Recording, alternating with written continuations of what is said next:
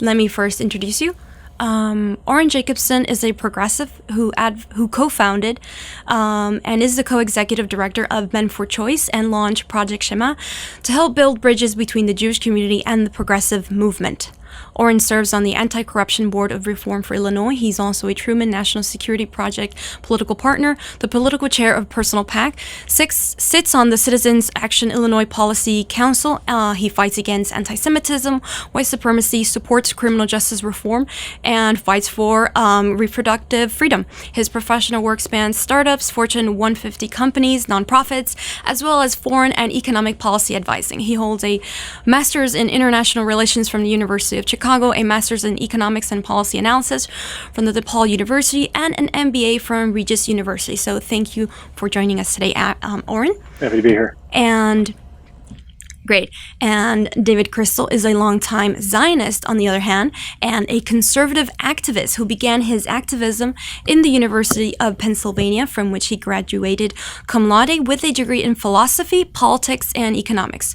He is the author of the book Clinton versus Israel, available as an ebook at lulu.com, and has given lectures at fine institutions around the world. Professionally, he is a licensed financial advisor and the CEO of Crystal Clear Tutors. Locally, he is known as the Miami Beach mayoral candidate in 2011, who was first to publicly expose the shakedown racket in the city's Code Compliance Division, which ultimately got the FBI's attention and resulted in the FBI arresting a dozen Miami Beach Code Compliance officials. Yeah, here in the city of Miami, we've traditionally had a serious problem with corruption. A little bit. And I'm glad that is one thing you both have in common, the fight for corruption. So there's one starting point, because obviously later on in the conversation we're just going to get a little bit more different, or a little bit more nuance on certain things. I'm sure you both saw the last presidential debate last night. So real quick, because this isn't really like the topic, but what did you guys think? My general take on most debates is that they're not terribly helpful at educating the public. It becomes much more of a one-liner zinger competition than really a substantive policy debate. So for me, I didn't walk away learning much last night. I don't think the average voter walked away learning a whole lot, although I was personally grateful to see a more quote-unquote normal conversation than we got the first time the two guys got on stage. I agree with that. I think the number one issue, if you can hear me, let me know if you can't. I think the number one issue at this point, intergenerationally plaguing politics in America is the lack of intellectualism. And of course, I'll go on to argue that conservatives are more intellectually honest, and Oren will probably argue the opposite. But the debates are not, and typically are not, intellectually honest or useful. It really comes down to finding the lowest common denominator in human intelligence and finding lines that pollsters feed the candidates to determine who will most likely take a left-of-center candidate and move him one way or the other, or right-of-center candidate and move him or her one way or the other, and not really to proffer any substantive solutions to problems that plague all of us. Yeah, I doubt this is the way it's going to go, David, but one of the things I found interesting about what became debate number 2, which was essentially the dueling town halls, was the ability to spend 5, 7, 10 minutes just focused on one person talking about one thing, and then go look at another person talking about another thing for an extended period of time. And I think that a format like that could provide a much better tool to educate the voter, because it does allow for an uninterrupted, deeper dive, individualized conversation. But I think we agree that, broadly speaking, debates aren't exactly much more than, you and I backing into our traditionally partisan corners and wanting the punch to be thrown right, and you being mad if Trump didn't say X when Biden said Y, and vice versa. Supporting a sports team, essentially. Right, that's exactly what it is. Till this day, we'll never forgive Romney debate number 2, not mentioning Benghazi. And there are all sort of conspiracy theories as to what Obama had on the Romneys as to why he didn't mention Benghazi. But yeah, I know what he's talking about. Yeah, plus a lot could be argued, like maybe from a more cynical point of view, that like while most pundits and people who are just like generally interested in the election will say, oh, what we really need to educate the voters. A lot of times voters neither have the time nor the interest in getting educated, because a lot of times, unfortunately, people don't vote as to policy, but rather what identifies them. They shouldn't vote. Those voters should not vote. They shouldn't vote what? The individuals you just mentioned, who don't have the time and predilection to do research on the issues. Should we only have it so that people that own property vote? Is that like Well, where you're going to go? that's not where I'm going to. But if you don't care enough about your country to research the issue, whether you're on the right or on the left, it's not a partisan discourse on my part. You should not vote because you're canceling out the vote of someone who did take the time and decency to research the candidates and the issues. Just so I understand. Sure, but that would be. But you can't legislate against that. Because that would lead to voter suppression. I just gave you my normative opinion. How you go about legislating it, if at all, is a different topic. But morally speaking, it is intellectually immoral for you to vote randomly, throwing a dart at a dartboard, and cancel out the vote, right or left, of those who did actually take the time and love their country enough to do the research on the candidates and the issues. It's estimated that this election shall bring out the highest percentage of voters since 1908, where 65.7% of the voting population participated. What is the biggest threat as to the whole process? Starting like from the beginning, like through the candidates themselves starting their campaigns, through the whole process. I mean, what is the biggest threat essentially to the elections and how the candidates like perform?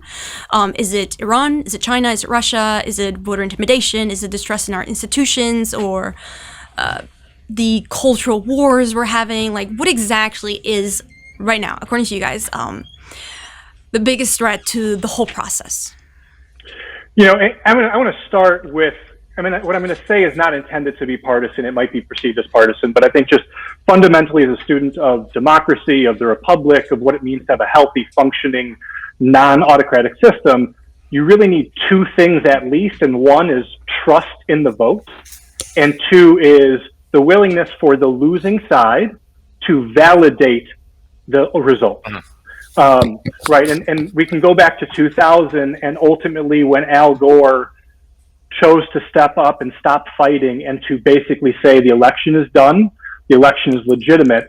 That act in a democracy is really, really critical. But if the general public doesn't trust the outcome of the vote and the party that doesn't win also refuses to treat the outcome as legitimate, it becomes virtually impossible to sustain a democracy. And so for me, that's actually more critical than all the outside stuff. Though from my basic perspective, the goal of the outside stuff is to sow that doubt and to continue the division internally, because it's easier to divide us internally and try to take us down that way than it is to go head to head. I actually undermine that trust. Yeah. I actually agree with that. I think the number one threat to our democracy, outside of perhaps hyperpartisanship, is a pervasive distrust of institutions, and that distrust is rightfully earned. And I'll argue that that distrust has been more earned on the part of the left than the right, but there's been corruption on both sides. You may bring up soon the corruption in the Biden family, and we're learning more and more about that every day. But above and beyond that, there are many more people living in this country, that's the first issue, than there were 100 years ago. So just logistically, elections are much more difficult to manage. I'm a big fan of early voting. So we were talking about election interference. What is the biggest threat? You both miraculously seem to agree that it's more important to focus on the internal stuff, kind of like the line of, well, you know, if we're united, they can't defeat us, all that good jazz. But foreign interference really is a threat. And the intelligence communities does warn us that China and Iran have their interests that Joe Biden wins, while Russia is targeting government networks and also doing election interference because the Russians want Donald Trump to win. Naturally, this is like with every election. Obviously, different countries have different interests. They're all rooting for different candidates that will both, and according to their policies, help them out. It's estimated that China will, sadly, because we're here in the U.S., that China will surpass our economy in just a few years. Both candidates have their political baggage, political problems, let's say, although one of them is impeached, the other one isn't. But which of the two candidates do you think is better equipped to deal with all these emerging superpowers that are just trying to rival the United States position in the world? I mean, you could argue that maybe we should even rethink that. I mean, maybe imperialism isn't such a good thing. But regardless of that, which of these two candidates do you guys think is actually better at defending the United States? Because just forgetting the different roles that either the left or right might have envisioned for the United States, the reality is that you do have to protect the country against all these foreign threats. So which is the better candidate at dealing with all those other countries. Is this from me first? Okay. Yeah, go ahead, David. Sure. Sure. You took it first. Sure. Well, past its prologue, you may recall one of the major arguments for back in 2016 for voting against Donald Trump was that he's not a politician. He has no experience. He's a blowhard. He's a hawk. He's absolutely going to get us into one war after another, and the exact opposite has taken place. He has yielded peace. He has garnered for us and our ally Israel peace, not war. If you think about it, and it's actually shameful that so many Jews on the left go out of their way not to give him credit for it, because you could still vote against him and give a guy credit for what he's done. What Donald Trump and his team, and again, you're electing a team, not just an individual, has done for Israel and the Middle East over the last 3 years is not just phenomenal. It was unimaginable 20 years ago, maybe even 10 years ago. Peace with the United Arab Emirates, just today, a peace deal with Sudan, of all places, real conversations about a peace deal with Saudi Arabia within the next 2 years. Okay, so whether you want to vote for him or not, it's indisputable that vis-a-vis foreign affairs, Donald Trump, at least foreign affairs, Donald Trump has been a peacemaker. A peace treaty between North Korea and South Korea, all these things were unimaginable over the course of any given generation, let alone in a 3-year period. So on foreign policy, he has proven time and time again, he is a deal maker, he's a peacemaker, and you may not, like him personally, you may not wish to vote for him, but certainly his administration has been conducive to peacemaking, not war making. So in terms of China in particular, yes, Donald Trump was impeached, as was Bill Clinton, but impeachment is a political process. It's important to note both were not convicted. Bill Clinton came, I think, a little bit closer to being convicted in the Senate, but that's neither here nor there. The fact is, who is beholden to China? Obviously, the exposure of recent documents, and frankly, I knew about a lot of it myself going back many months, but it's come to the fore this past week, is the Bidens. It's the Biden family that has profited personally while Joe Biden was in office vis-a-vis Chinese business partnerships. Yeah, but if I remember in 2016, the candidate that was accused of being a war hawk was actually Hillary Clinton. People Really? were very much aware that it was Hillary Clinton. Yeah, very much. Yeah. So I want That's to how they were pictured. I mean, in fact, that's why that's the only thing I actually liked most about Donald Trump, that he claimed that he was going to not engage in regime change wars. So yeah, we kind of pretty much expected this out of him. But Donald Trump obviously has not been very kind to NATO countries. But yeah, let's let Oren share his opinion. The concern that I think most of us on the left had about Trump was less about whether he was a hawk, which I don't think anyone ever argued he really was. Hillary was the one that was painted as a hawk, both by people on the left and by people on the right. If you remember sort of the divisions in the primary with Bernie and Hillary, it was more that he would be reckless and not thoughtful and deliberate. I want to set aside the Jewish left versus right debate, but I do want to just at least concede the fact that any time there is progress towards peace, it is a good thing. And if you can't say that, then you're not being serious, and you've got some other issues coming to play. There is a major difference, though, and I don't want to spend our time in the Middle East right now, but there's a major difference between bringing relationships that were behind closed doors into the open light, which is important, and the ultimate challenge that I think most of us are concerned about, which is a final two-state solution with peace, dignity, and security for both peoples, specifically the Israelis and the Palestinians. When it comes to China specifically, because I do think when you're talking about a superpower, we're really talking about China. Russia is not a superpower, although it wants to be, and it's using its limited capacity to play plenty of games and influence things in ways that are against our interests. China is an emerging superpower. From my perspective, I think the debate, setting aside personalities, around how to best deal with China in the 21st century is, do you go at it alone or do you build coalition?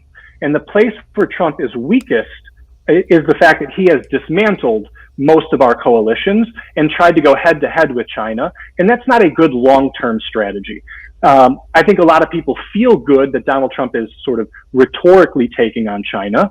But in terms of the practical outcomes of where we are today, China is no weaker, in fact, is stronger and better position than they were 4 years ago vis-a-vis America, in large part because we have not actually taken what has been so successful for us over 70 years, which has been broad-based coalitions to ensure that the overall stability and structure of the global economy and the global world order benefits us. So, I don't want to get into a personality debate between how Trump approaches things versus how Biden.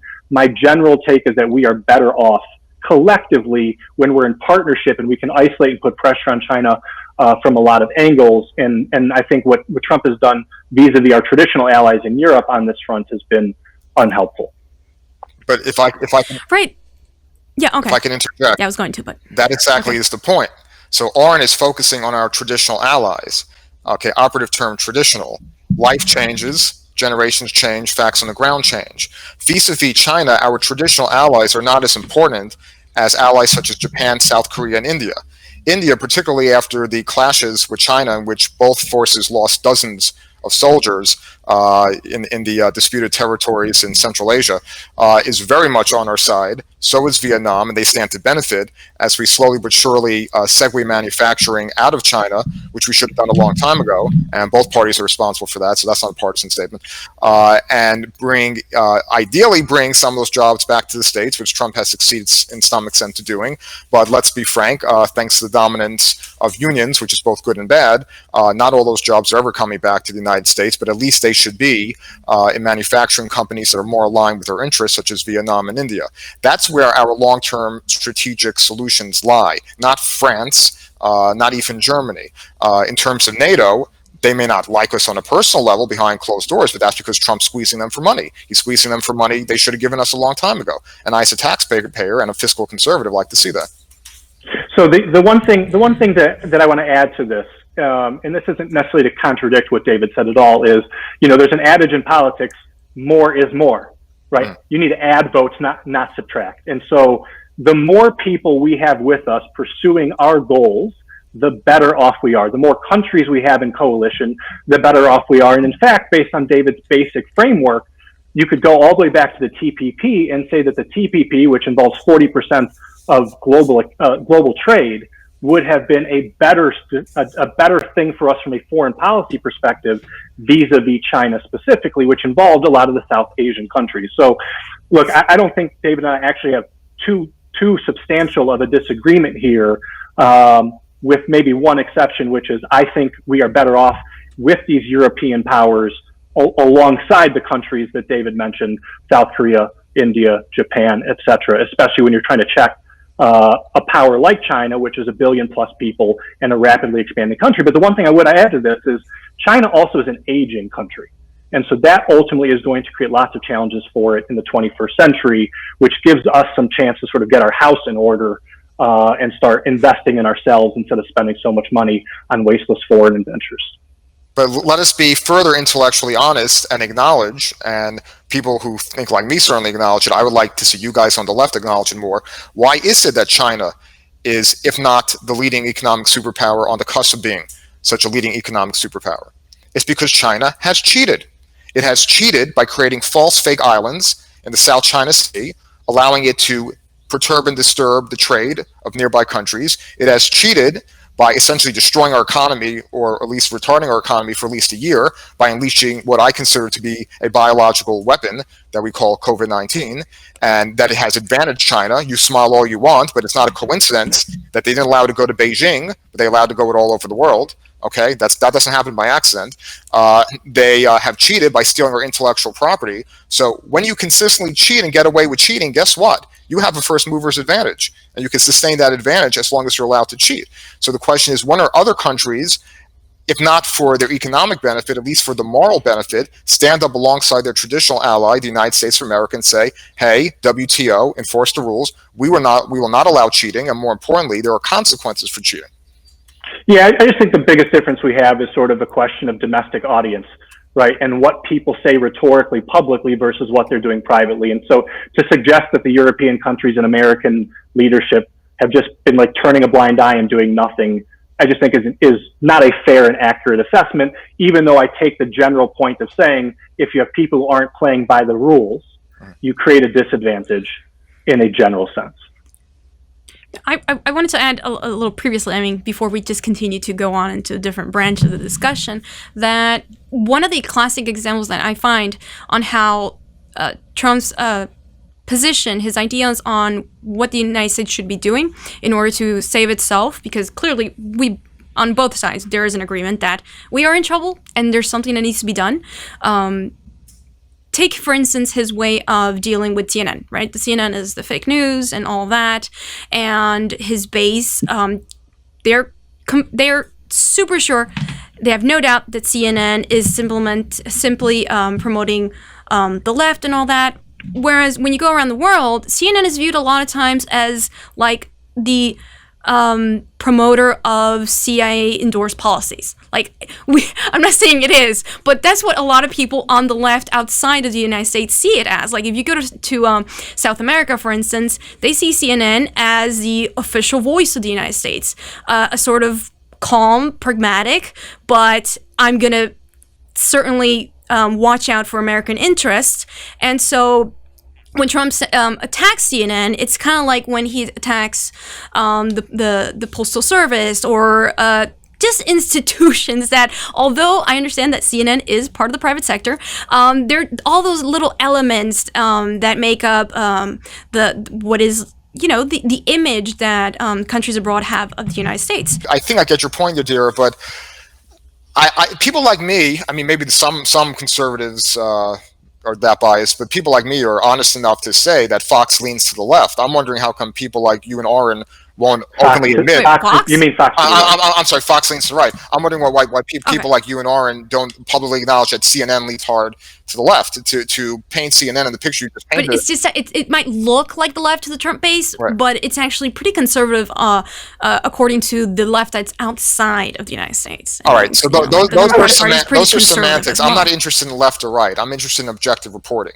So when I used to have the New York Times delivered to my home back when I was in New York. I used to love reading the New York Times. Back then, the New York Times was a paper of record. Okay, today, much like CNN, the New York Times is a polemicist agent for a certain political party. Let's be frank. So, and I've seen in my own family over a generation, I've seen that devolve.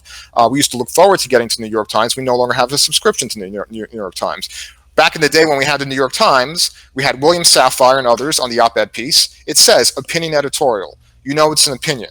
Okay, except for maybe that Shememan guy who I mentioned in my book, Clinton versus Israel, who was utterly biased vis-a-vis his reporting on the Oslo Accords. For the most part, on the news pages, you got news. You didn't get opinion. In today's media, particularly in the left, particularly CNN, you have opinion, okay, in the rubric and framework and guise and shell of news, and is brainwashing a lot of these ignorant kids who don't know any better, because on top of that, they're brainwashed to think if you go to Fox News, you're a traitor to the left, you're getting some sort of propaganda, but that's really, again, intellectual. Everybody engages in propaganda. I'm just disappointed David has left MSNBC out of this conversation. I gave up on him a long time. True. Look, I think, again, I want to sort of strike not a middle ground position, but a general position that I believe in, which is to say diversity of media sources is critical for all people. That's true. We would be better off if most of us turned off cable news, especially after the hour of, say, 6 p.m. On the central. I can't remember what it is on East Coast. But to David's point, you do get into a whole lot of opinion-based media on all of these channels after a certain period of time. And guess what? That's the time where there's the most eyeballs. And so, from my perspective, how I start my day, I don't know what you do, David, but I get 10 different aggregators into my inbox every morning, from Illinois local politics to federal to national to Middle East to economics. And I try to just take in a whole bunch of sources and try to stay off of social media in the morning, because I don't want to know, I don't want to deal with David's rants for the day. No offense, David. I'm sure you don't want to deal with my rant for the day. And so I think it's a really healthy habit to sort of force the ecosystem of information that you're bringing in, as well as the people that you're spending time with, to be diverse. And that's a thing which we have lost along the way, setting aside whether or not, CNN is the enemy of the people or Fox News is state TV, which I believe Fox News is, and David believes CNN is. And so, I think especially One American News. Yeah, I think it's just a matter of when, one of the things that David said early on that he agreed with me was sort of like this bedrock of our democracy, right? And these things that you need to maintain this type of lively democratic structure. And part of that ultimately is not locking yourself into one media source, and then demonizing the other. So I agree with Oren 100%. What's so sad this year, so in terms of a great aggregator, what used to be a great aggregator was the Drudge Report. I don't know if you can laugh at that or if you want to agree with me. I read the Drudge Report. Okay, well, now you do. And the Drudge Retort as well. Now you do, because what has happened now, we've lost the Drudge Report also, because Matt Drudge had a personal falling out with individuals in the Trump administration. That's become a left-wing rag. So that no longer is a source of good aggregation of both news and opinions on the right and the left. It used to be a great source. You used to have tons of great leftist pieces and rightist pieces. So what we find tragically is that we see fewer and fewer and fewer of those sources every year.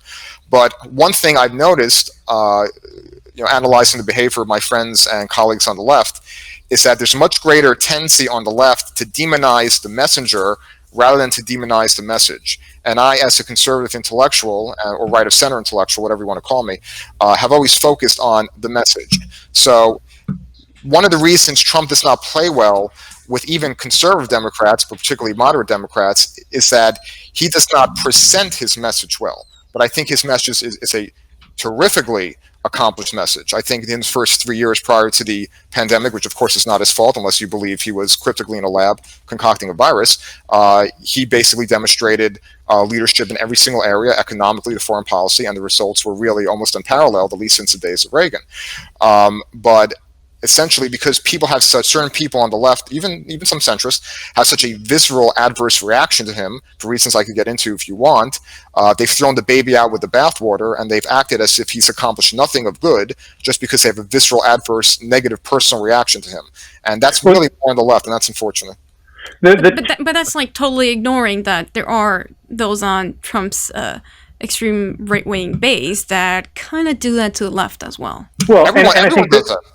The challenge with your argument is not that the idea of dismantling ideas is more important than dismantling people, but fundamentally what Trumpism has been rhetorically has been the attacking of people, not the attacking of ideas. When you call the media fake news, and so all I want to say, and I don't want to keep this particular piece going. Or when you call Adam Schiff a watermelon head. Sleepy Joe, Little Marco, low energy jab. I mean, yesterday Trump was trying to run against Bernie Sanders and AOC.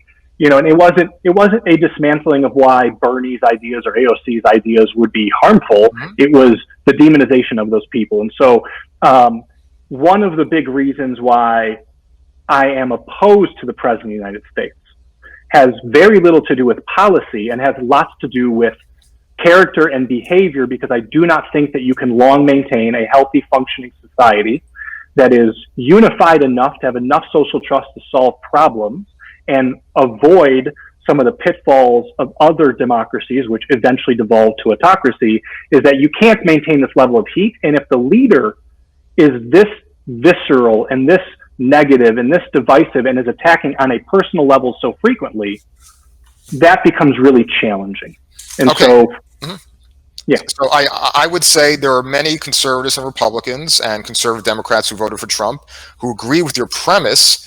I think most human beings would say, I'd rather, people not be calling each other names, but they don't agree with your conclusion.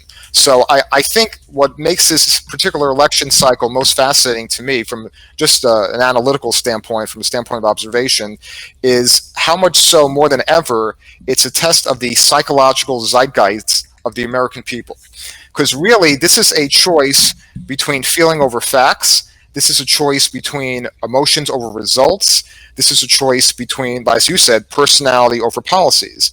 And I think most Trump supporters like me, maybe even 90% of them, don't particularly love his personality or the fact that I think he has a mild form of ADD or ADHD or dyslexia, or the fact that he gets himself into trouble because he really hates uncomfortable silences and he's compelled to fill that void, that silence, with something, and sometimes it's good, sometimes it's ridiculous.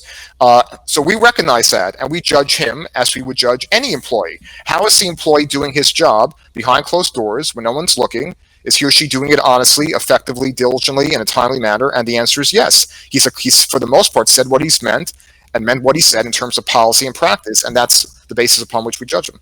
Yeah, and there's no corporation in America that wouldn't have fired him already for his behavior and his actions. There's no corporation that would keep him. None. Not one. I wanted to mention one of the other questions before we get into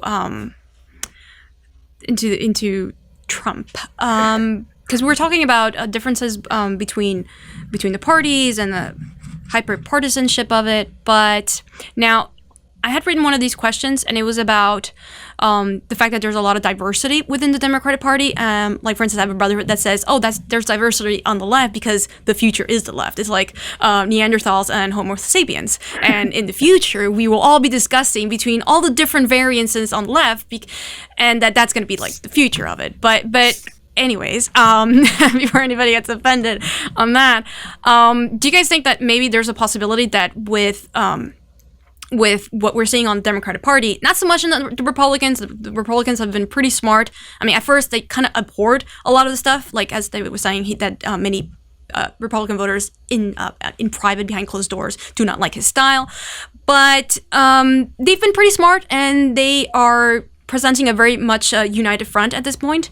And on the left, for instance, on the Democratic side, we have more of the AOC camp for progressives. We have more of the establishment, Pelosi, Biden camp. That's why you have progressives now thinking, okay, can we actually use Biden? You know, because with Trump, there's like no discussion. There's no point of no bridge of dialogue. But I'm thinking, do you guys think that maybe the Democratic Party is just demonstrating what we've been seeing, for instance, in Europe, where you have new different types of parties, more left, more right, that have, like, for instance, in Spain, you have Podemos, that is kind of like, let's say, the People's Party movement, or that they created, it was a leftist reaction to the PSOE, which is more the establishment leftist, and so the government right now that they have is a coalition between that. So is it possible that maybe the United States will be able to see sometime in the near future where third parties actually have a voice, or are they just going to be continued to be labeled as splitters and spoilers, and you're destroying the unity on the left and all of that? Yeah, so I'm really curious, David, to see if you agree with me on this. First of all, I think when you don't have the White House, your party always seems more disarray and more divided, because there is this scramble and this fight. And so, I remember when Obama was in office, and sort of you had the Tea Party and then the Freedom Caucus, and so it looked like the party was really in disarray, and now I think you have that as well. I have no idea what to expect if we do end up with a President Biden. I certainly don't think the left is going to give him a free pass, but I think what you'll also see in the Republican Party is a fight for the future of the Republican Party, and that means you're not going to have total unity. Beyond that, as far as the question about third parties and spoilers, I don't see how, given the Electoral College specifically, you can end up in a situation with a viable, healthy, strong, long-term third party in America, because the incentives of the system are just driven towards these two parties. And so if we did, if there was, say, a popular vote at the top and not a Electoral College framework, I think that you could, in theory, potentially see a multi-party, more parliamentary type system where AOC wouldn't be in Biden's party, and David may not be in Trump's party, and Mitt Romney might be in his own party, and et cetera. And so I don't think that the incentives of the system right now make it realistic for a true third party to be viable in a major way. I agree with that latter point.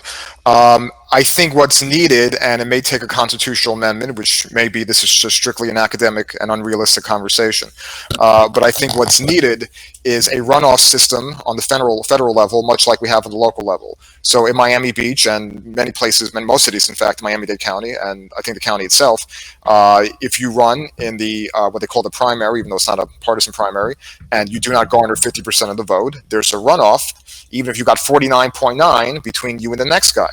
And who knows, maybe the next guy will beat you in the second round, even though you got 49.9 in the first round.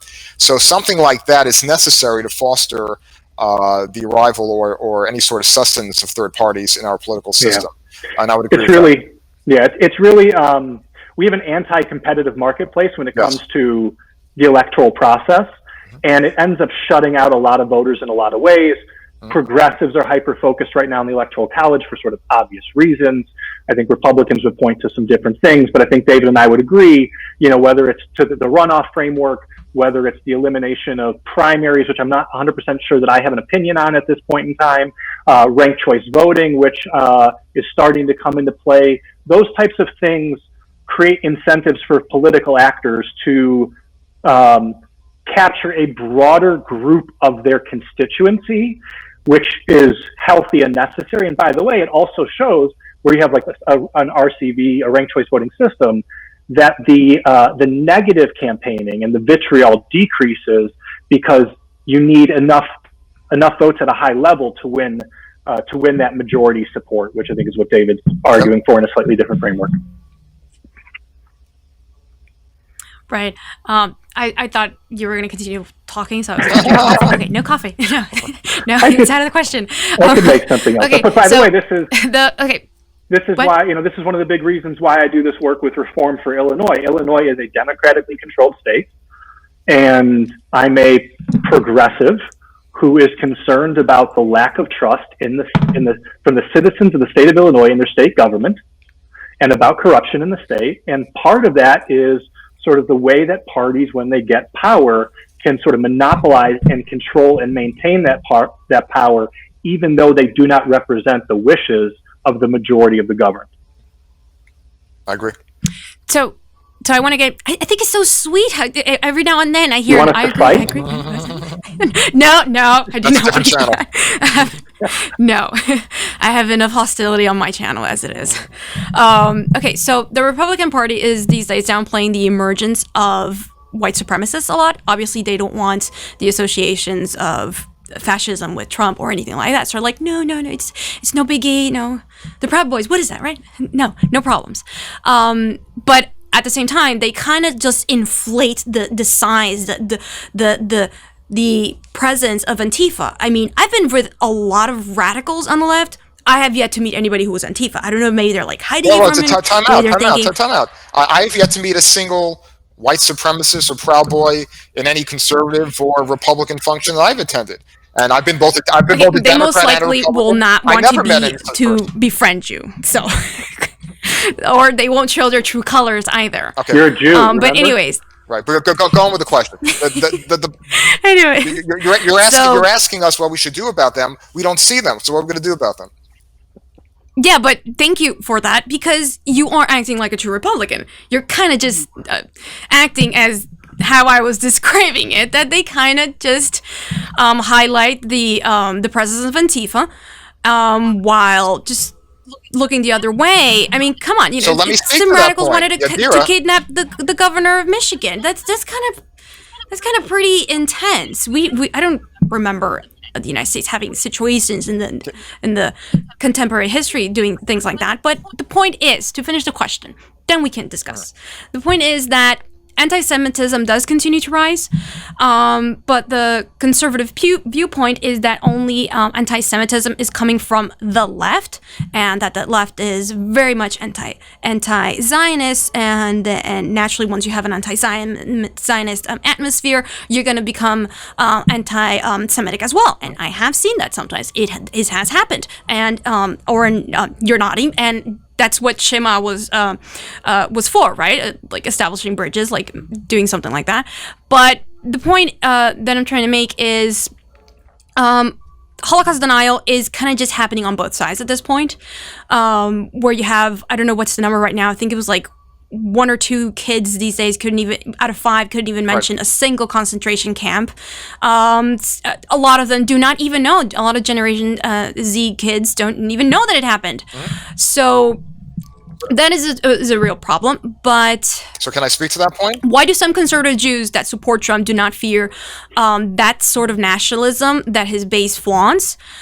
Is it just because moving the Jerusalem embassy was fine? Is it just because, oh, look, Ivanka converted to Judaism? Isn't that wonderful? So he's good for everyone.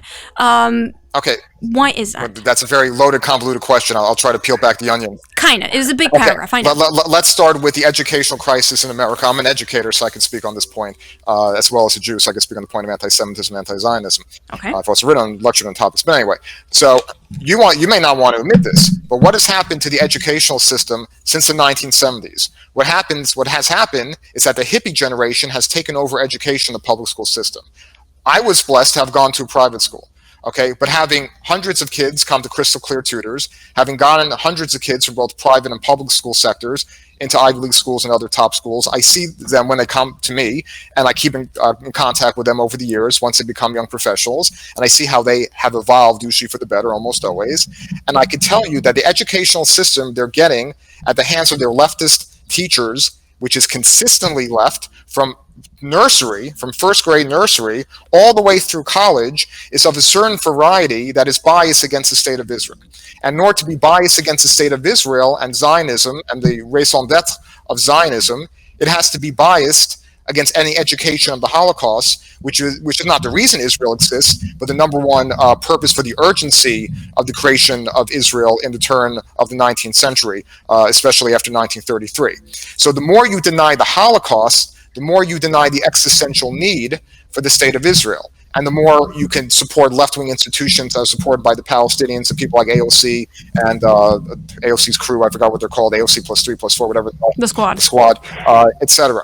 So, AOC plus 3. So it is in the interest of these leftist Democrat teachers, not necessarily to deny the Holocaust, although one did in Florida, by the way, very openly, but at least not to educate their pupils on the Holocaust, because if they were to educate their pupils on the Holocaust, that would give more, again, of a zeitgeist, an intellectual, emotional propellant towards taking on the pro-Israel position, which they associate with the right.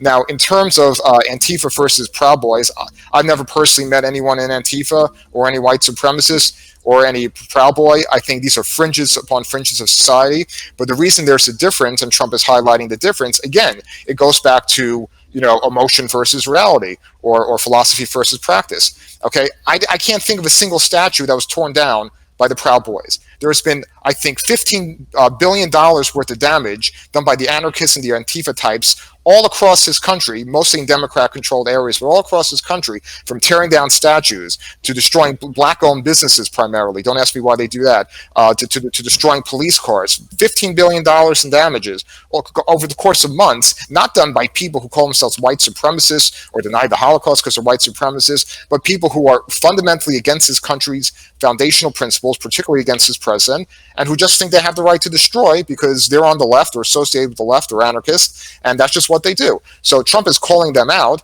I'm not concerned about, people who hold an ideological bent that might be opposed to me if they don't really do much with it, but I am very much concerned with people who use their ideological bent as an excuse to commit violence against American institutions or fellow Americans. There was a black police, former chief of police, who I believe was a Democrat, but not that should matter, who was murdered by one of these Antifa thugs. So the difference is actual facts on the ground.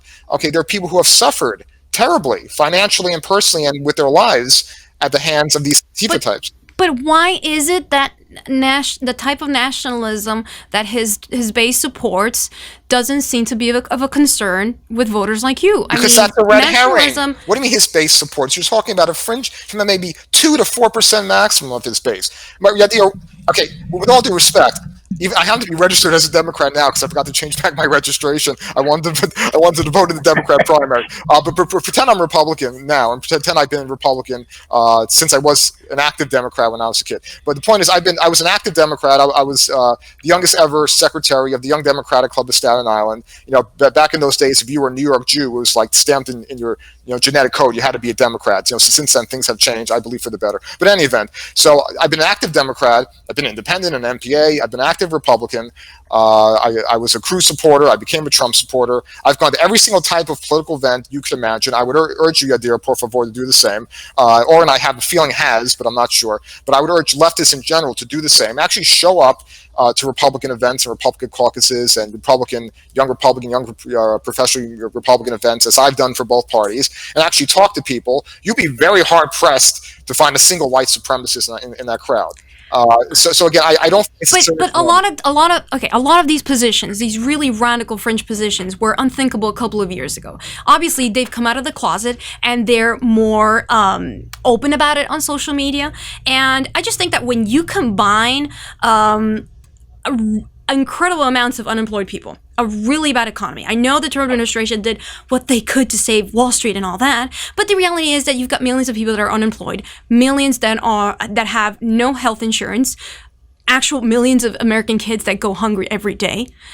So when you have an economic situation, a serious problem, kind of like the one that you had in Europe prior to World War II, and you have at the same time the political solution of here is nationalism. Take care of your country. When you combine those two, I don't know, but I just think that it's kind of risky, and it's not that I'm going to be supporting what full-blown on this discussion like that we're having right now, full-blown join J Street, stop, or this really good organization like down here, Bend the Arc, and all these other organizations that are trying to fight the rise of fascism. I'm not saying that that is happening right now, because I also have a friend who hates it whenever I say, that's fascist. He's like, no, technically speaking, and he's a socialist. He's like, Yadira, please look up the real definition of fascism. Trump is not Hitler. Don't go down that path. So I'm like, okay, I try to be professional about it. Okay, not gonna compare them, because it is true that it is disrespectful to the actual horrors, of course, of World War II. But why is it that there is no concern? Like, I know I already asked the question, but I feel like you're kind of answering the question. Oren, what do you have to say also as that? So, look, I mean, what is typical is for folks who do have a partisan leaning, right, to point out the issue on the other side and to dismiss the problems on their own side, right? The vast majority of the protests in America this summer, which were a lot of protests with tens of millions of people, were peaceful. There was also some violence, including property. By and large, though, what becomes frustrating for somebody like me, and I'm not saying, David, you frustrated me, but just generally speaking, is there's all this emphasis put on destruction to property and not destruction to life.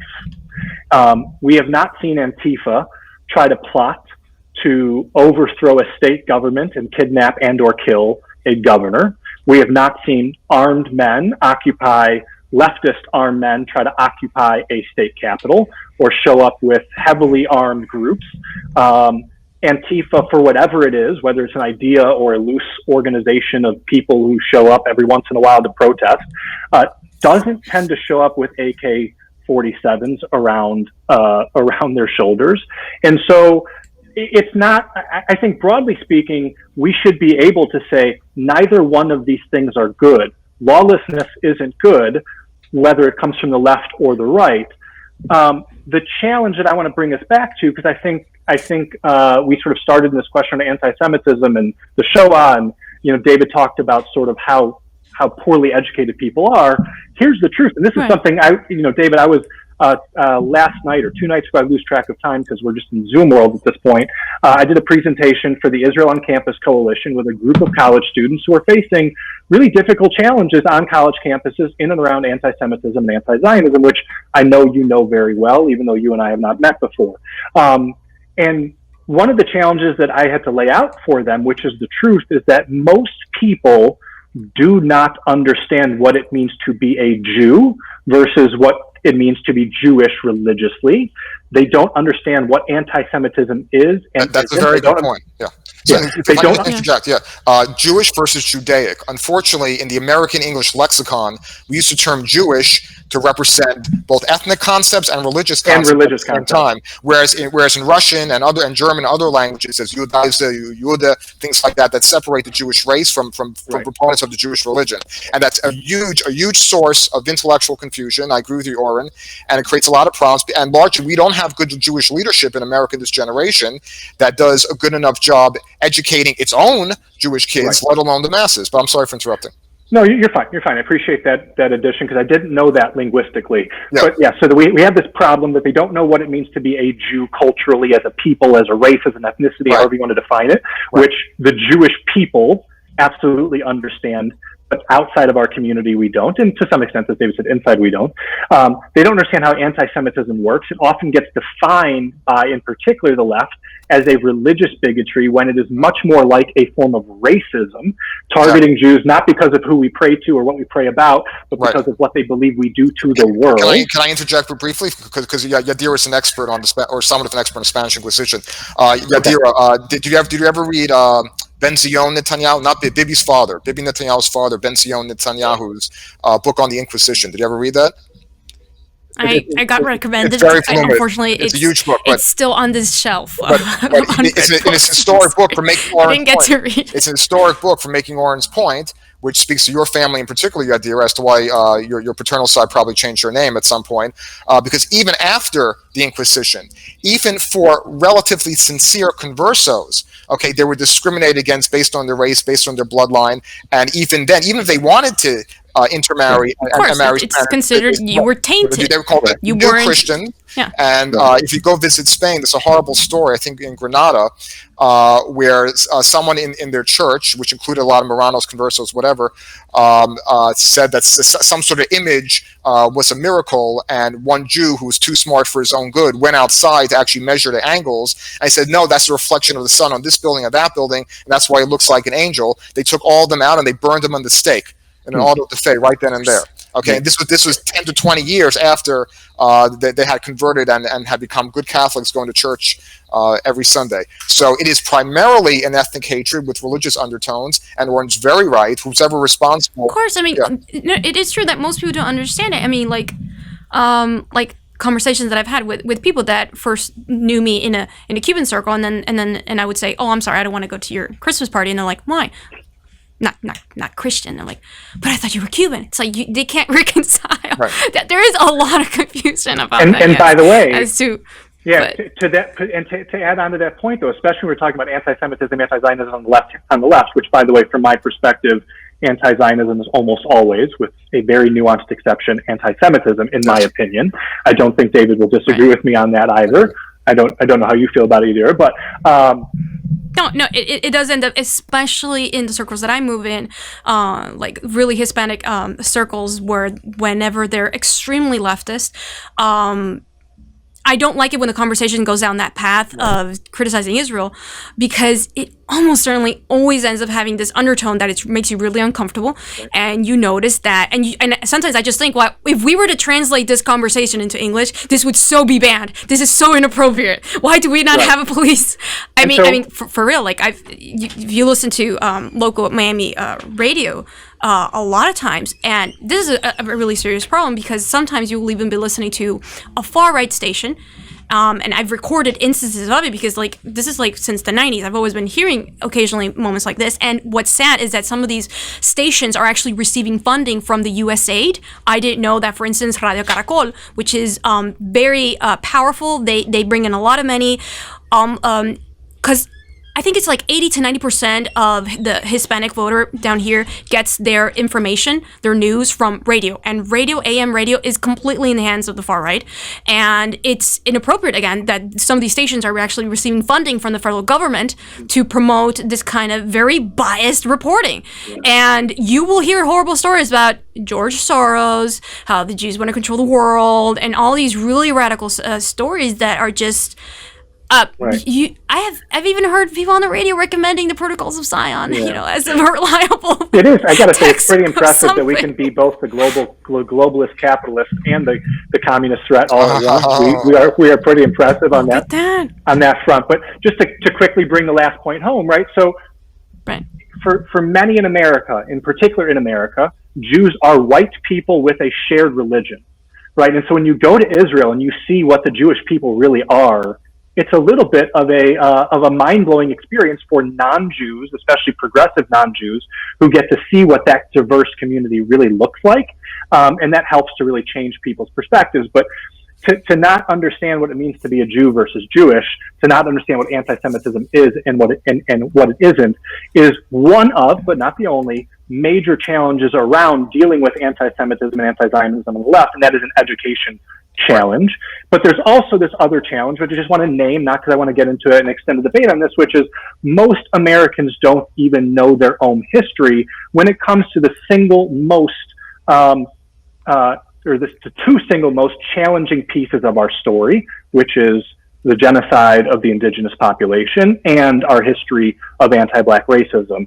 And so the divisions that show up in our politics, I think, are built largely on a lack of understanding and information that if we had more context for, we could, like other countries have, point to the sins of our past without making it feel as if we are demonizing the nation itself, which is ultimately one of the big political divides right now. So when I want to talk about systemic racism or anti-Black racism, many in the Trump coalition will take that as me saying, I don't love America, which couldn't be further from the truth.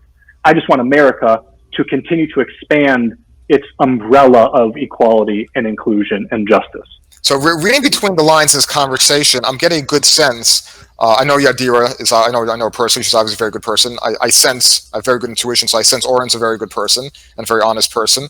But I'm also sensing that you guys are not getting a good broad swath of American opinion, because you keep on referring to the Trump coalition, referencing people who we consider fringes within the Trump coalition. The vast majority of people like myself in Trump coalition would agree with almost everything you said. Now, the only thing we might take issue with is this whole 1619 project, which really has at its core a political purpose, which is to underline the white man / establishment institutions that they associate with the right, even though they were associated with all Americans at one point, and to kind of paint us as the product strictly of sin. I mean, that when I say us, I mean the United States of America and its founding principles and documents, as strictly the progenation of their own original sin. So we can, I think as a society, we need to mature enough to acknowledge our mistakes, much like the Germans have, although I could say the Germans need to go a little bit further, and basically say our foundational principles, which we violated when we said all men are created equal, are pure and beautiful, and those principles that are codified in the Declaration of Independence or Constitution that have made us a great country and have allowed us to become a leading superpower and light unto the nations, not in the Jewish sense, but in the American sense, but at the same time acknowledge that certain individuals that wrote those principles or espoused those principles in their personal lives did not live up to those principles. So we should say, you know, what makes America great is not the individuals per se that founded it, but the great original ideas, original of those days, ideals of freedom and self-agency and capitalism and self-determination and Bill of Rights and et cetera, et cetera. It's those ideas that made us great, and it's those ideas we should celebrate. And I think the problem with a lot of the Antifa people is that they want to bring down all the institutions and throw out all the babies with all the bathwater, just so they could say we're somehow erasing this original sin vis-a-vis the 1619 project. You started by saying we're... Here's a really short improvised question, because we really should be going to the... I'm going to even like glue a bunch of questions into one, but do you feel that... Have you ever thought that people on the left in the United States hate America? For instance, there's this expression in Spanish where they say, whoever loves you will make you cry, meaning if you are involved with something, you will criticize it. So real quick, do you feel that when we criticize things in the United States and say, oh, we need to look at police brutality or what have you, do you interpret that as hating America? You're addressing this to me, correct? Yeah, okay. Just to you, like a really, really short question. Okay, again, so parsing your question, I'm coming to no other conclusion that both of you, but particularly you, Yadira, don't spend enough time reading periodicals written by people like me or watching news stations by people like me. Why is that? I mean, I'm speaking from my perspective. What conservative in his or her right mind would be pro-corruption? Okay, if any, especially Trump supporters who hate Hillary. It's not that they're pro-corruption. Right. It's just that if you go on Twitter, for instance, and you highlight things, when you publish an article and say, look at this situation that we got to fix, and they'll say, oh, you hate America. It's like, no, I don't hate America. I'm just involved. I want to fix it. I don't see the logical sequity of what you're saying. The only... I don't see it either. That's why I'm asking. Maybe you hang around. I think the just to simplify the question, because I think it's a good question. I'm curious what your perspective is that when I point out systemic racism and the influence of slavery and Jim Crow and sort of the pre-civil rights era and then the era of mass incarceration and the outcomes for black and brown people, black people in particular, I get accused of hating America. And I think that's the question is, do you think that people on the left actually hate America when they criticize? Okay, so my simple answer is there's no monolith.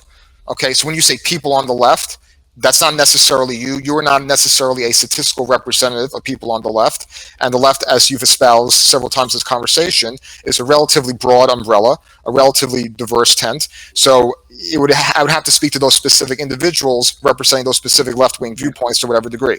Now, I will say this. I don't know. I personally don't know any Republican who would accuse you of hating America or accuse Yadira of hating America based on anything I've heard in the last 5 minutes. Certainly not based on what you just said. The only Besides the president? no. What the president, and I agree with him on this, is intimating is that those who disrespect American symbolism, just to make a point that has nothing to do with the de facto meaning of those symbols, they are un-American.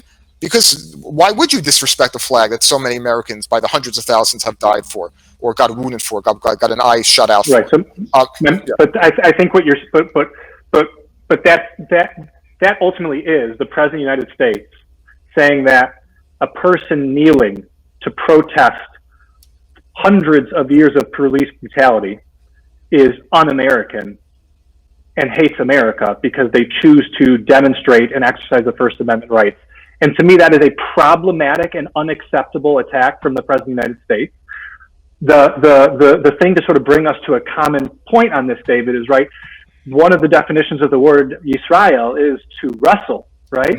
Yeah. And you and I know, Yadira, you know that part of our belief is that if you are not wrestling with the idea of God, you may not actually be doing your Judaism the right way, that we should be in a constant struggle with God, with our faith, with ourselves, with our community, and that is part of doing this right. And so for me, I sort of think about my criticism of America, past and present, through the lens of my Jewishness, which is, if I am not constantly questioning and challenging, which, by the way, David, also includes challenging and questioning those people under, who are leading the party or structures that I tend to affiliate with, then I am not doing this right.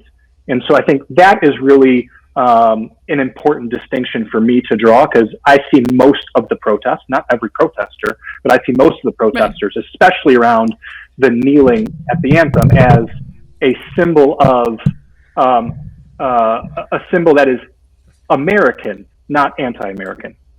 Okay, so we can respectfully disagree on that. I would not say any of those individuals hate America. I personally feel in my heart, in my soul, that's disrespectful to America. If I were they, I would hold up a picture of a friend or a relative who was a victim of police brutality, which could be based on racism ostensibly, or could have just been a person who happened to be black who was a victim of police brutality. But not blame America as a whole. Not call it but institutional, but individual. But yes, I agree. But here's the question that I'd like to put. Here's Oren's question I would like to pose to Oren. So in the parlance of challenging and wrestling with ideas or whatnot, would you wrestle with your own, politically speaking, on the I left? just told you I would. Okay, so can you I actively do. So can you please challenge? You can see it in my work. You can see it in my work in working on political reform, in particular reform for Illinois, a democratically controlled state, as somebody who tends to vote Democrat, who is technically a registered Democrat in the state of Illinois. You see it in my work with Project Shema and challenging what I believe to be the inaccurate and heavily biased framework in some places of the left around questions surrounding Israel and anti-Semitism inside of the movement. So I bring the receipts on that particular perspective. I may not challenge them on every issue that you want me to challenge them, because I may not believe that they're wrong. No, so I forgive me if you felt I was attacking you in terms of that. No, I didn't. But what I meant by challenge your friends on the left is specifically in this vein of the kneeling protests at the NFL or Major League Baseball, wherever it may be. So I think people like me on the right would be less or take less umbrage at these athletes for kneeling at our flag or kneeling upon the playing of the national anthem. If all these years we had seen them march into the inner cities and try to build coalitions between black police officers and black urban youth, and try to create organizations with their myriad of millions of dollars that would help reform police institutions from the inside. Because back to the issue of systemic racism, I don't believe there's systemic racism in America today on a societal level, but I believe certain given police forces do suffer from racism that is systemic to their given police force. So we have two issues here. You could go to one extreme and paint everyone with the same brush, which causes people to dismiss the whole issue of racism altogether. Or you could go to the other extreme and be ignorant of the suffering of certain black individuals at the hands of racist cops. I think the broader issue here is police brutality, which I become someone, and police abuse and police corruption, which I become somewhat of an expert on in Miami Beach, just analyzing the local situation. But I think when you add elements of racial differences, it creates let's just say, individual explosive cases, which if you draw a montage or create a montage of, and then project onto America as if it's a blank slate on the whole, can create the image of systemic racism.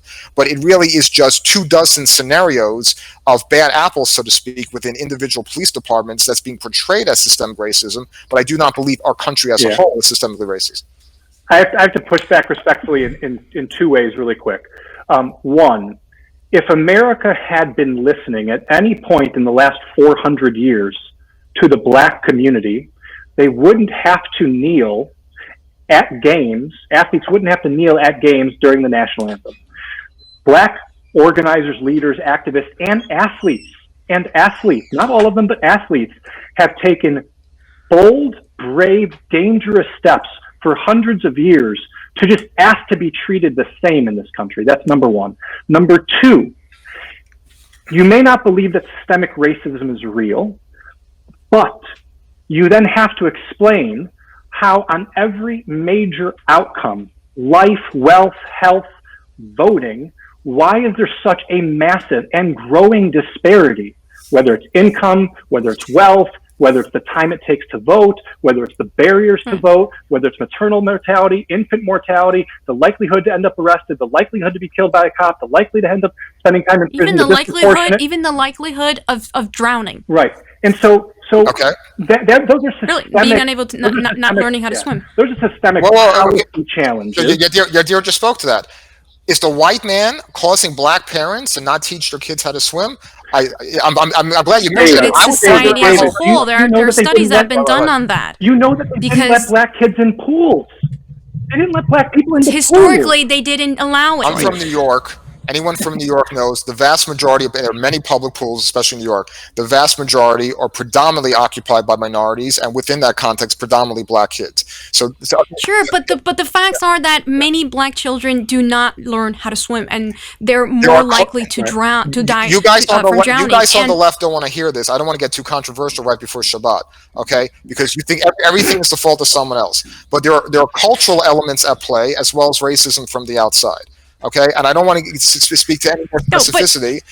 Many within the African American community do not feel that they're integrated still. They feel disconnected.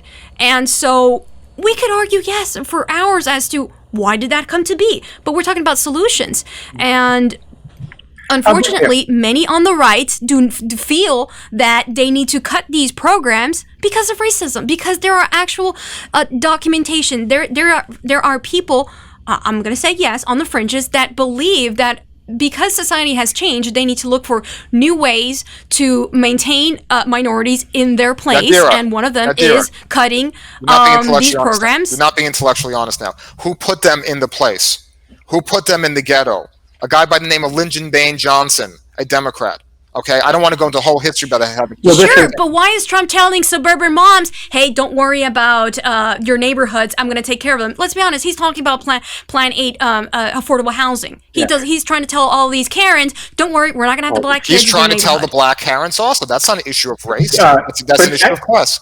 I think David bringing up LBJ is important, because when folks like me talk about systemic racism, we are not throwing it onto the Republican Party. We are not isolating it from one side or the other. I'm going to take this to Chicago just to make sure that anybody watching this doesn't think that I'm trying to hit on people in the South or hit on conservatives, because Chicago is a Democrat-run city for a heck of a long time. I love when Trump says the Democrat-run city or the Democrat-run state. It is incredibly segregated. It is one of the most segregated places in America. It is a very racist place, and it continues to be. And so if you just look at Chicago, I grew up on the north side. I grew up in, I was born in 1982, so I'm 38 and a half at this point in time. If you look at what happens because of redlining and the segregated way in which the city was built, the disproportionate funding of my schools versus black schools in the South and West Side is unbelievable. There was just a report out that said right now $23 billion per year in funding differences between majority or largely schools in white communities versus schools in black communities. That is a byproduct of redlining. It is a byproduct of property tax funding of property tax funding of education, which again in Chicago and Illinois is higher than in many places, though in Florida it's also particularly high from my understanding. And so that is a systemic challenge, right? 23 billion a year turns into 230 billion a decade, turns into $1 trillion over 40 years. David, I'm not an education policy expert, but I think you and I would both agree, setting aside for other nuances, $1 trillion into a community and not into another is going to create substantial systemic differences to where 100%. The people coming out of where I grew up, and I'll quickly wrap. Right. You had to try hard to come out of where I came out of and not end up okay. And for many of the peers that I've built relationships over time in the south and west side of Chicago and other places like it in the country, you have to try hard and get lucky to be okay. And that's not because they're not smart or hardworking or talented, but it is because of structural barriers that are completely different, that are based in law and policy. And so that's not a David's racist, Oren's not racist. It's the system we've put laws into place over hundreds of years that have real structural systemic consequences. And so when I say systemic racism, what I mean is the policy apparatus and the structure create inequity in outcomes. Okay, that's a great semantical variation, and I wish all people on the left would use that. So when most people hear systemic racism, they think, and rightfully so, they take it at face value and think, and rightfully so, most people who are not of race X are discriminatory towards people of race X. And I believe that's wrong. Okay, so I want to qualify what I said before, because liberals love to take me out of, and other conservatives out of context. People like me do not believe there was never systemic racism. Of course there was. In fact, I would say there was systemic racism until somewhere around the 1980s. Okay, and then it balanced out with things like race-based affirmative action, which on prima facie really is racism. It's institutionalized racism used to balance out another form of quasi-institutionalized racism.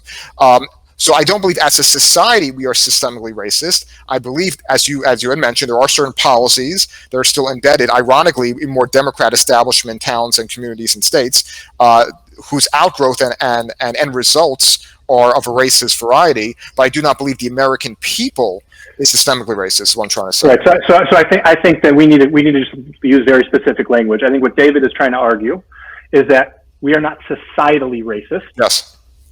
But he might agree that systemic racism exists or it doesn't. I think part of the challenge that I would just say, because I do think systemic racism is real, it still exists. The 1980s didn't fix it. Affirmative action certainly didn't fix it. Is that what ends up happening is that we get ourselves into these moments where I have to justify what is happening around me, and therefore I end up denying the role race is playing in what's happening around me, and then that ends up perpetuating racism or acts of racism. And I also think people on the left, to throw you a generous bone here, people on the left need to be very careful and much more specific about defining an act that is, or words that are racist versus people who are racist. Yes. Because I will tell you, I, as somebody who tries really hard to be inclusive, can say and have done things that I think are racist because they were built on problematic ideas. Just like I know plenty of people who have said things to me that I believe are anti-Semitic because they are built on problematic ideas. And when I educate them and explain them and they say to me, oh, I didn't know, I didn't realize, please accept my apology, I'm going to do better. What I can say is that person's not anti-Semitic. They right. did just say something problematic, and that's a really important difference. They probably just didn't have enough exposure. That's why, white flight is a problem, because I believe that the more you engage with somebody outside of your ethnic, religious, cultural group, the better that is, because then you don't have a stereotype. Okay, so I want to really just focus on two last questions. I was going to talk about, for instance, on income inequality and the millennials, and then we will get one more Jewish question in there so we can wrap it up, because I'm pretty sure everybody here has also certain things to do. So okay, traditionally... yeah, certainly. Okay, traditionally 70 to sometimes even 80% of Jews, I'm including, of course, Reform, unaffiliated conservatives as well, have voted Democrat. According to a J Street poll, Biden leads among Jewish voters 73% to 22%, while the Orthodox support Trump over Biden at 62%. The majority of Florida Jewish voters clearly don't make up their mind in the elections based exclusively on Israeli policies, but as American Jews.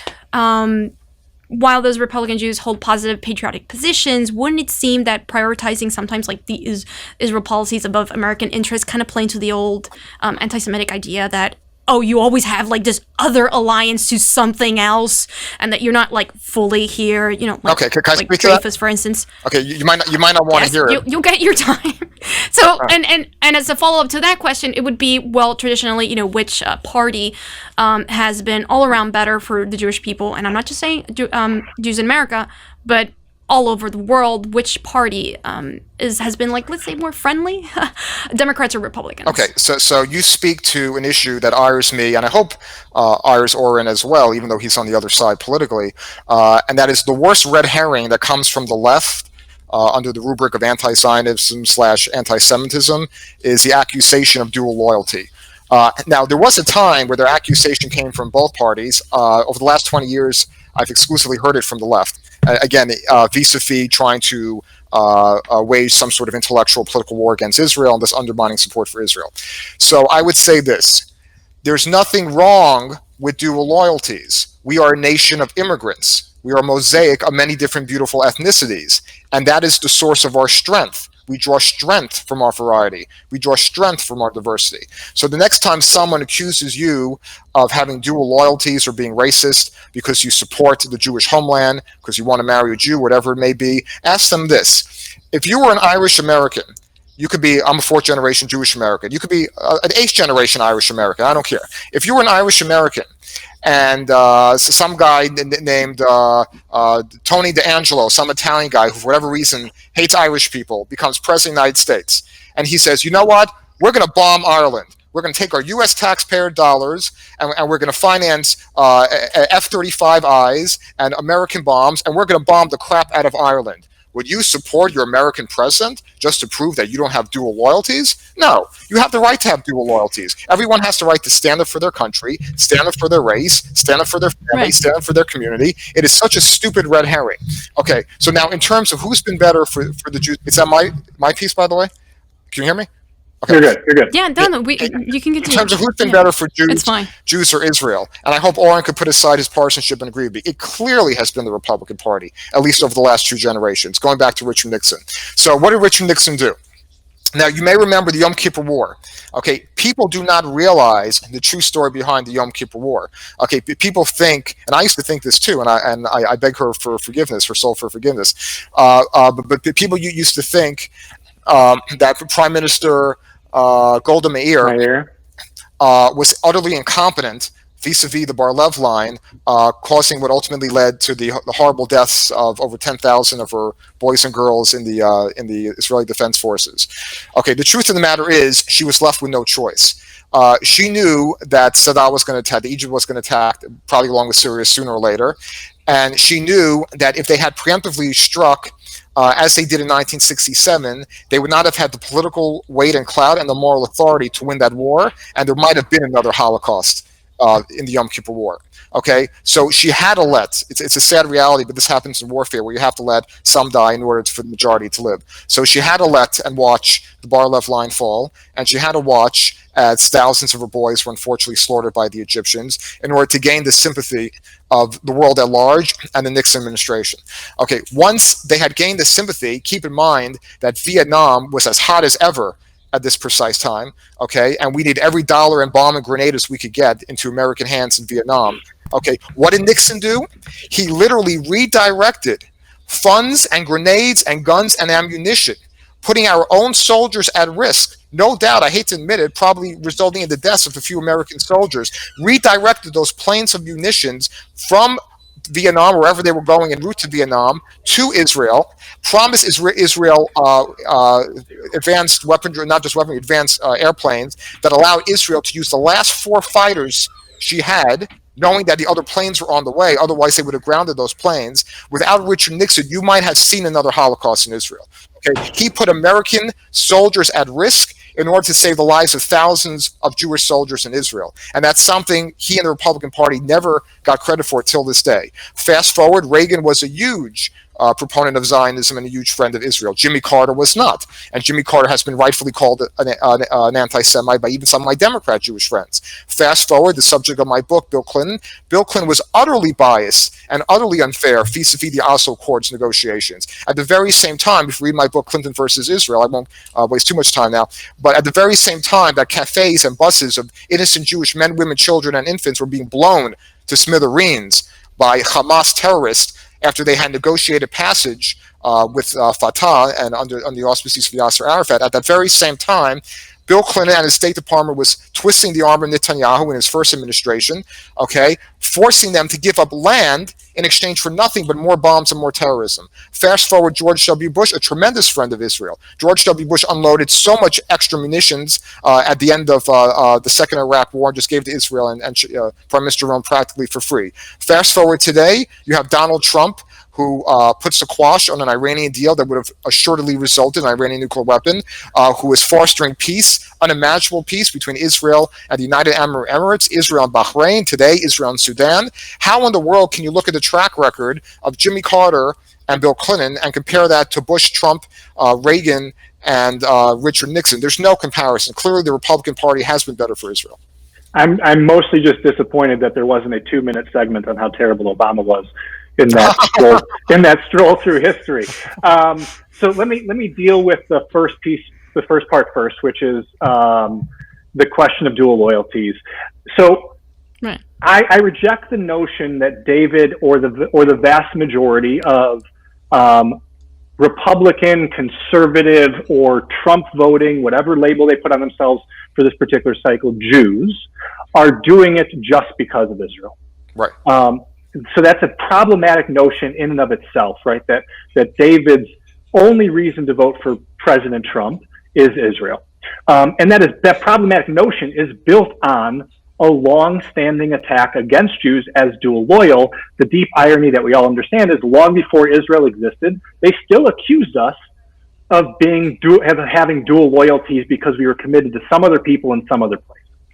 So I think we need to push back on that. Number two, I also think the reality, and this is, I'm going to give the statistic because it matters, but not because it should say who's winning or losing, right? The vast majority of American Jews are going to vote for Joe Biden and most Democrats. It'll be 70-ish%, and it has long been around that number. It might be a little bit higher, a little bit less, right? So on the surface, if you buy David's argument and you think that the Republican Party is better for Israel, the vast majority of American Jews are actually disproving the dual loyalty idea in the first place by saying we reject that framework and all the stuff that Trump is doing for Israel. We're still going to vote against you because you're out of line with our domestic values and our collective values. That's an excellent point. So to jump to the last piece, look, I think the fundamental difference between the way conservative Jews and liberal Jews talk about the debate between parties is vis-a-vis Israel. And I think what I would say is the modern Republican Party is not in line with the vast majority of American Jewish values.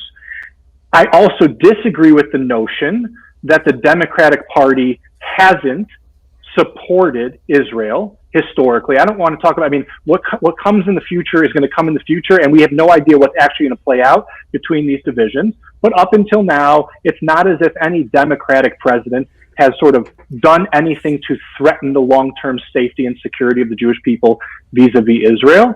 And so I think broadly speaking, we have this political debate because we're trying to win over our peers, like David, come with me, Oren, go with David. We have the Republican Jewish coalition in the U.S., Jewish Democrat. And so there is that public fight that happens. That's part of our dialogue. But I think vis-a-vis the question of dual loyalty in particular, or the question of whether or not these parties have been hostile to Jews broadly, I think it's really, really hard to make a compelling argument that Democrats are bad for Jews or Republicans are bad for Jews. What I will say is that there are real risks in the left and there are real risks in the right. The big difference from my perspective is, and I'm not going to call Donald Trump an anti-Semite because I don't know what he actually thinks, I think he has played way too much footsie with anti-Semitism, and he has said things that are anti-Semitic because he's very transactional and sort of, just says whatever trope is in his head about most people. And I think the Democratic Party is going to have a challenge moving forward with how it deals with some of this anti-Zionist energy on the left and what it is willing to tolerate. I'm mostly, though not totally, happy that the leadership in the party up until now has condemned the vast majority of stuff that has happened from members inside of its party, which is different than members inside its broader movement or coalition, which, based on David's own rules for engagement, I think we need to, again, differentiate fringe versus structural power. Right. Okay. And last questions. Millennials are starting life much later than all the other generations. I mean, home ownership is at 42% compared with baby boomers. In fact, only 13% of millennial renters in the U.S., 13%, can afford your standard 20% down payment on a medium-priced home. We're not talking McMansions. We're talking about normal homes. We have a generation who will die younger and live poorer. Millions are without, health care, crippled by student loans, all that stuff. And we've heard there are multiple reports about people, even within the middle class, that simply cannot put together $400 in case of an emergency without having to borrow money from friends and all that stuff. Why is social mobility stagnant? Why is quality of life dropping in America, especially for the younger generations? Have we been robbed of the American dream? A lot of people feel that they will never, ever, ever reach that white picket fence. So, and we've seen that now during the pandemic, where rich people have, the ultra rich, I'm not talking about the ultra rich, the billionaires, have made together like around $445 billion just in the first months of the pandemic. There were even congressmen and senators or politicians that even dumped their stocks right before the pandemic really hit. So can we think perhaps, because I want to end this our conversation kind of like a more hopeful note, can we say that perhaps out of the pandemic, even though it doesn't seem like it at this point, can we hope that perhaps society will come together and kind of agree on certain fundamental human rights being respected, maybe looking for a solution for automation, taking care of Social Security, expanding healthcare for other people? Can this end on a happy note? And I don't mean the program, I mean society, I mean the US. I mean the world. Well, it may not be a happy note, Yadira, but to tie everything together, while I do not agree that this country suffers from systemic racism, I do believe that there are elements of systemic classism embedded in our institutions, and both parties are at fault, but I hate to say it, it's disproportionately the fault of the Democrats, particularly under Bill Clinton. You may not know this, but I have a Wall Street background prior to becoming an educator. I was an investment manager research analyst for Merrill Lynch up until 9/11 destroyed my commute to the headquarters in Jersey City. In any event, so I'm very familiar with the Wall Street world, which is predominantly Democrat and predominantly disproportionately finances Democrat candidates. So Bill Clinton made a deal with these devils, all the devils are here, to quote Shakespeare, whereby they would create a huge monetization of mortgage-backed securities and student loans that would essentially make those students, and there's been increasingly greater percentage of them, who do not get great jobs out of college, perpetually indebted to society, perpetually indebted to the student loan machine. And it's these Democrat politicians who pass laws ensuring that even personal bankruptcy cannot get you out of those student loan liabilities. So it is really a financial noose around the neck, a yoke around the neck for the whole entire generation now. I happen to have been relatively fortunate. I only have $30,000 left of my student loans. I've been employed most of my life, but I'm not quite millennial. I'm the younger generation, a Generation X. But my heart cries. And I teach my students, listen, you're hiring me to get a top SAT score, either to get into top school because your parents can afford it, or to get a merit-based scholarship based on your SAT score. Because under no circumstance would I, even though I might lose personal money saying this, under no circumstance would I encourage any kid to go to school rank number 150, let alone 350, and pay full tuition and incur that debt at 4 to 8% interest, which you cannot negate in bankruptcy under any circumstance for the rest of your life, and be a financial slave to these institutions. Add to that the mortgage-backed security crisis, thanks to Democratic financiers like Mozilla from Countrywide. You had a situation where millions of Americans, including yours truly, lost his or her home, lost their homes during the mortgage-backed security crisis of 2007 to 2011. And both Republicans and Democrats are to blame, but it's largely Bill Clinton, largely his Democrat friends, because that's where the genesis of that was engendered. So the truth of the matter is, and I know you want to end on a good note, but things are going to get a lot worse before it gets a lot better. And what's going to happen is there's going to be a great recession. Too sincere. There's going to be a great recession until such time as a certain disproportionate segment demographically based on age of the baby boomer generation dies out, which we predict to be around 2027 to 2032, at which point there'll be a rush of homes on the market, and millennials will finally be able to buy homes at decent prices indexed to their earning capability and indexed to inflation. But until then, I hate to say it, I believe millennials will continue to suffer under what's a systemically classist system, not necessarily a systemically racist system. So, right. So the biggest generation you're saying is going to end up being the lost generation, and we're not going to have homes.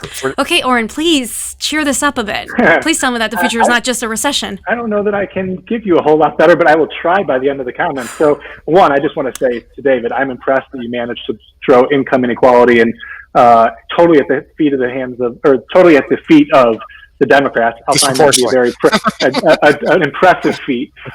Look, I think the very simplest way to look at this is, after the Great Depression, we established a very progressive social safety net, right? The New Deal through the Great Society, we established a very progressive safety net. Then, sort of with Reagan, we established a very conservative or Republican tax structure. And you can't fund those two things the same way, and Americans have by and large wanted both. They want the safety net and they want lower taxes. And what you end up with, what has ended up happening, and this is where I'm going to start to play a little bit of partisan gaming with you, is that the way that we have taxed over the last 40 years has driven wealth directly into the hands of the most wealthy because of the changes. And that's part of why we have such massive income inequality. But I'm not really interested in the partisan divide piece of it. What I will say is this. I think that David is right about the last piece, which is, I don't think we have yet, which is hard to say, had enough pain economically to restore the social trust necessary to fundamentally change the underlying economic agreement that we have with each other. And that is really depressing in light of the fact that we had a great recession, and now we're dealing with a pandemic, which is causing a Great Depression level event for 50% of the country.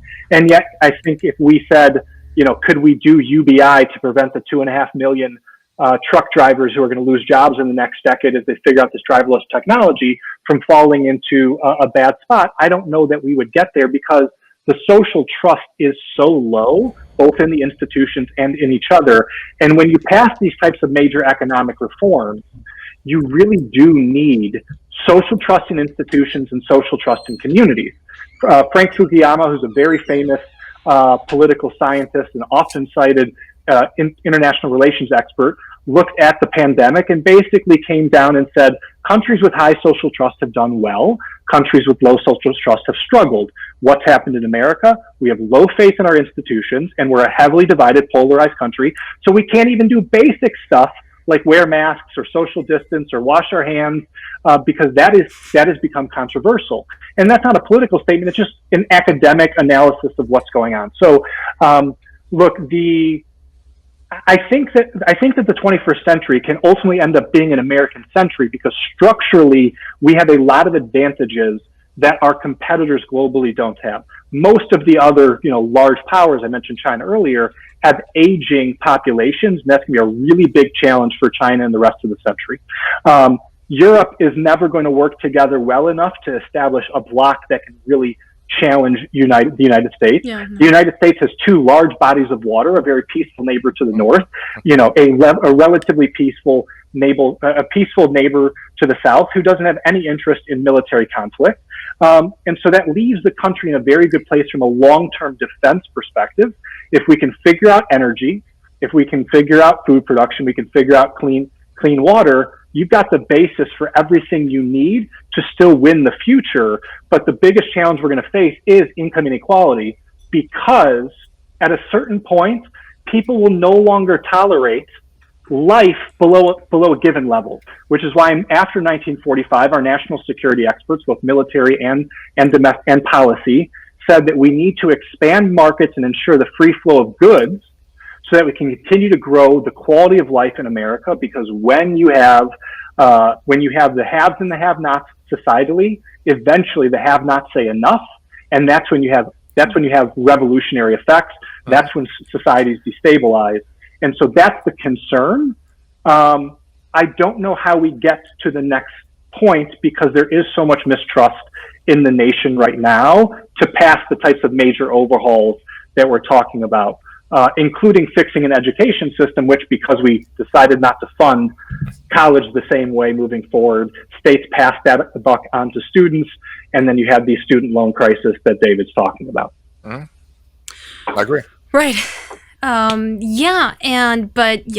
Definitely the idea is it's going to get really bad, so we have to be up to the challenge. But we have everything going for us. It just depends on what kind of political leadership we're going to have. This is the reason why I center political reform as the single most important piece of this puzzle, is because there are forces inside of the incentives of the game that are tearing us apart, that if we could fix, there is actually much more consensus, there would be much more division, and if we don't deal with those things, we will struggle to solve those problems. And if we do deal with those things, we actually can find 60, 65, maybe 70% consensus on a whole lot of society's issues. I agree. And the number one consensus is fighting corruption, both locally and federally. I think so, yeah. If you want to end on a hopeful note, whether it requires a new party or whether it requires people like myself and Oren more civic engagement, more activism, putting aside our partisanship, grassroots, and not talking about the other 80% of things, and just focusing on that 20% that pertains to public finance, electoral finance reform, and public corruption. We could solve a lot. I do agree with him. That is the centerpiece, because our current political and campaign finance system encourages corruption. It's a red light for any corruption. Right. And I'll just leave it at that to be hopeful. Yeah, as David's favorite politician, Elizabeth Warren says, the system isn't broken, it's fixed. So we were talking for an hour and 55 minutes, but let's just say that, well, unfortunately, we had like 15 minutes of technical difficulties.